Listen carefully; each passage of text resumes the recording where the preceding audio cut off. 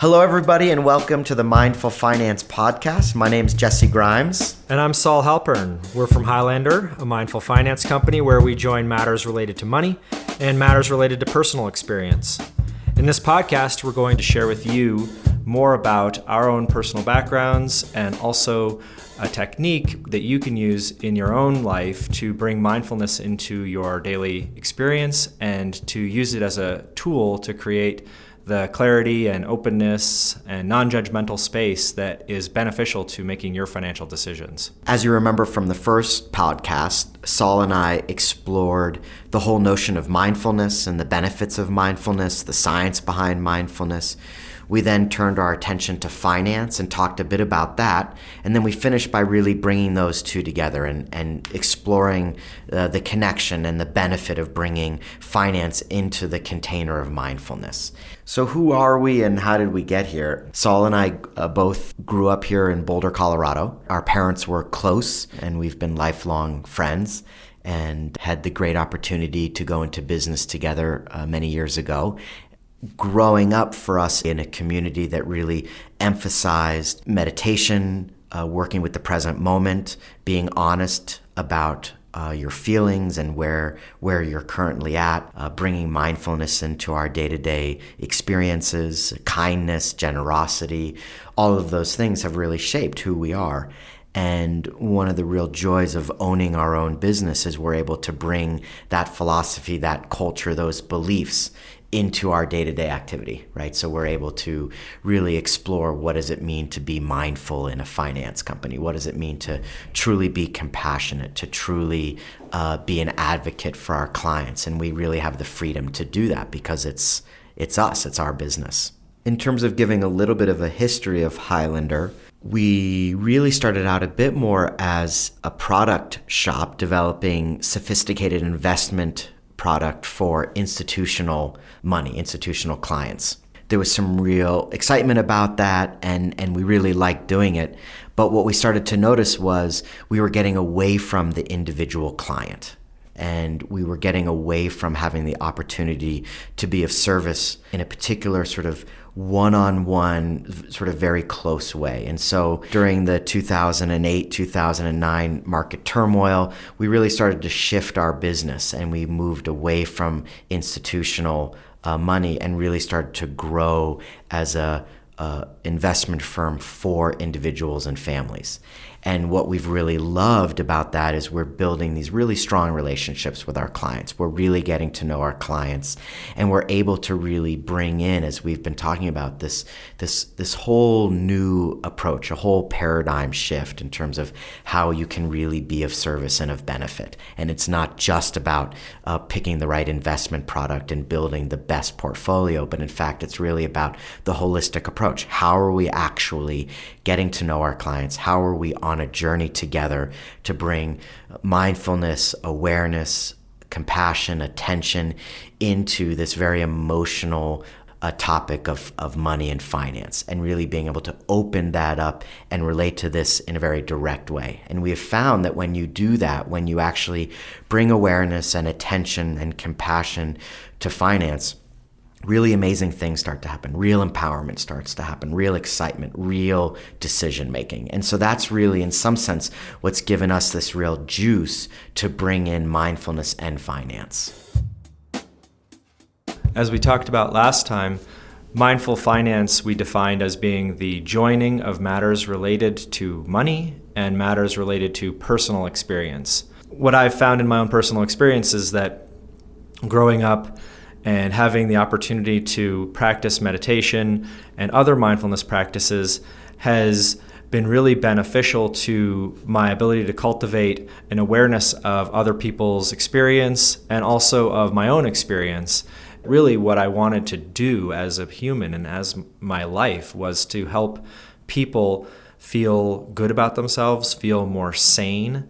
When you think of joining your own interests and skill sets, for me, what that meant was putting together a situation where I could help people to feel good and fulfilled through assisting them with their financial lives, with their investments, with their financial decisions, and with all the other emotional and family and other aspects that go along with our financial lives. I don't actually have a background in finance. I have a background in medicine, and particularly as a paramedic for many, many years, and have known Saul my whole life. And an opportunity arose to make a bit of a career shift and moved away from the paramedic world and into this finance company with a particular emphasis on client relations and client service, which is a real passion for me. So in some sense, I was serving people on the ambulance, and now I'm serving people here, and working with money has been a real eye-opener for me, and really seeing how much emotion there is around money, and how much storyline there can be around money. And so it's been a real joy to bring in some of my strong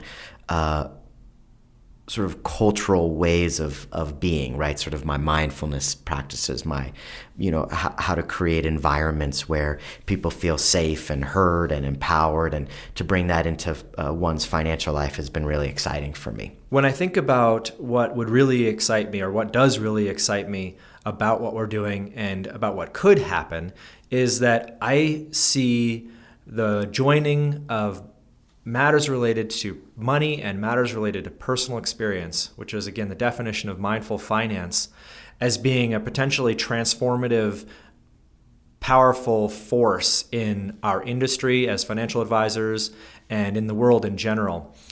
I think that the finance industry, banking, advising, and all of the other things around that, even so far as to go into the business world, has gotten a real black eye, and deservedly so for the most part, in the last 6 or 7 years since just before and certainly during the Great Recession of 2008 and the beginning of 2009. And the industry is ripe for people to address their decisions in the finance world with a lot more compassion, a lot more shared view of what the good of the world would want them to do. So we want to be at the head of that. We want to be pushing the transformation of the financial industry ball up the hill, so to speak. We want to be encouraging people out there to make their own personal financial decisions in a context of clarity and sanity and openness and offering. And also we want to be doing that from an advisory perspective as an example to our industry of a way that this industry could go forward and recreate itself as something that is a real positive force in our society. I'd like to share with you a practical technique of mindfulness, a mindfulness meditation. And again, as we've said, this is really non-religious, right? This is just a way that you can be in the present moment and come back to the present moment, which is accessible and applicable to every single person in this world, regardless of what their background is. The type of meditation we're going to describe today is simple. That doesn't mean it's easy, but it's a simple technique. For some of you who have been meditating for years and years and years, you will be familiar with this. Some of you are coming to it for the very first time. This technique is applicable to both of those groups and anywhere in between. And in a sense, I would say, regardless of whether you've been doing it for years or whether you're doing it for the first time, there's almost like a childlike curiosity that I would ask that maybe you explore, right? So that, again, there's something here. There's not a right way to do this. There's not a wrong way to do this. You can just come back to the technique and have some kind of playfulness and childlike curiosity with the whole thing. So the first thing I would say is you want to find a good spot that is maybe free from distractions, is maybe a little bit uplifted for you. That could be inside, that could be outside, again, if there aren't a lot of distractions. Also a place where you feel comfortable and safe just taking a seat. So once you have that, The next thing is we're going to do brief meditation. I think clearly, again, for somebody just beginning, it's helpful to maybe just do a 5-minute session. For somebody that's been doing this for many years, you could obviously have a much longer meditative session, but there's nothing wrong with just touching in for a good 3 to 5 minutes. Once you've got your spot set up, whether that's on a chair or whether you've got a meditation cushion or just a cushion from your couch, once that's set up, you want to just take your seat. And if you're sitting in a chair, you want to have your feet on the ground. You want to have a nice upright back. You don't want to be sort of slouching back in the chair. If you're sitting on a cushion, you can have your feet crossed, your legs crossed, again with a nice upright posture. The way I like to start is by just getting some general sense or awareness of your body. So if you're sitting there on a cushion, start by just, crossing your legs, noticing the sensation of your feet on the ground, noticing the sensation of your crossed legs, coming up your legs. You want to have your hands resting on your thighs, fingers just over your knees. Then from there, coming up, you want to just, again, feel this sort of nice open chest, nice straight back, but you're not, holding your back very tight, right? So it's uplifted, but also relaxed. Then bringing your awareness up even further, I like to kind of tuck the chin in very gently, right? So you're not touching your chin to your chest, but at the same time, it's kind of tucked in a little bit. Your gaze is just a gentle gaze. You're not staring, but you're not also blurring out. About 6 feet in front of you, your mouth is slightly open, and you just start to feel your body, feel that position. Find a place where it feels comfortable to you. And just be there with your body. Your attention is coming to the body. Once you've done that, bring your attention to your breath. So just notice, again, you're not exaggerating your breathing, you're just noticing your breathing. You're breathing in. I like to breathe in through my nose. You're breathing out through your mouth. So just notice that. Breathing in, breathing out. We're using our breath in a sense to help ground us in this present moment. If we start to sort of be uncomfortable, that's fine. Readjust as you need to. Again, you can bring your awareness back to your body, back to where it feels comfortable. And then again, we come back to that breathing in through our nose and out through our mouth. So as we do that, even for just 30 seconds, a minute, whatever it is, we'll start to realize that our awareness is not on our body. Our awareness is not on our breath. We're somewhere else, right? We're in some kind of thought process, some type of emotional situation. We're thinking about our day. We're thinking about a fight. We're thinking about whatever the case might be. We're thinking about good things. We're thinking about tough things. No problem. Naturally, we'll have a moment where we realize, oh, right, I've drifted from that breath. I've drifted from that body. I'm in some other sort of storyline. Again, no judgment there. When we notice that, simply come back to the breath. Simply come back to breathing in through the nose, out through the mouth. And that's really the process right now. The process right now is just using our breath to come back to the present situation, the present moment. As we drift away, we don't judge ourselves. There's no problem. There's no right or wrong. We just notice that, and we come back to our breath. We come back to the present moment. We drift. We notice that. We come back to the breath. And that's really it. That's this first type of meditation that we want to explore with you all is really that basic. A lot of different things, are going to come and go, and that's fine.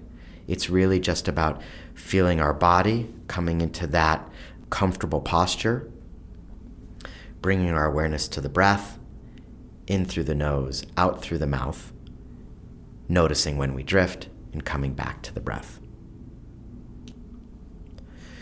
So our suggestion to you all is that you do that. you experiment, you explore that technique of meditation. And again, it can be the first thing you do when you wake up in the morning in a sort of quiet space within your home. It could be something you do at your desk at work for 3 to 5 minutes. But you can play with, what does it feel like when I do that in the morning? What does it feel like when I do it in the evening? What does it feel like when I do it in a quieter environment? What happens when I'm doing it in a sort of more emotionally intense environment? And just have some level of inquisitiveness. And as we shared before, this definition of mindfulness, the big piece is that I want to highlight here is present moment and non-judgmentally. So we're working with being in the present moment, and we're really working on being non-judgmental. So no matter what comes up in our experience, we're coming back to our breath and we're not judging ourselves. If you apply this technique in your life, it will transform your mind, as we spoke about last podcast, quite literally. As well, I think it will transform your personal experience day to day in all of the things you encounter. We've come to the end of this podcast. Thank you all so much for joining us. We've explored the mindful finance concept as a resource for when you're making your financial decisions and working with your investments and other aspects of your financial life. Thank you so much for joining us.